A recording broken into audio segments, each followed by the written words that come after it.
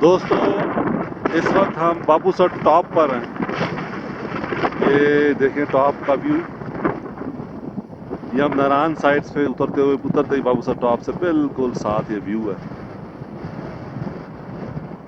बहुत ठंडा मौसम है और बहुत मज़ेदार मौसम। आज 28 अक्टूबर 2020 है और इस वक्त तकरीबन 11 बजे का वक्त है। हम लोग चिल्लास साइड से टॉप जो है इस वक्त रश न होने के बराबर है। एक दो दुकानें खोखे फिर भी खुली हैं। जो मतलब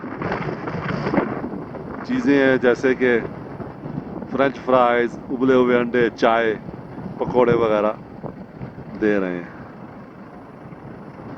तो अगर आप आना चाहें और नेचर को एंजॉय करना चाहें और सर्दियों को सर्दियों से पहले महसूस करना चाहें तो ये आजकल का दिन ही है, 2-4 दिन में। उसके बाद ये टॉप जो है अगले साल गर्मियों तक बंद हो जाएगा। ये डेवल्स लव है।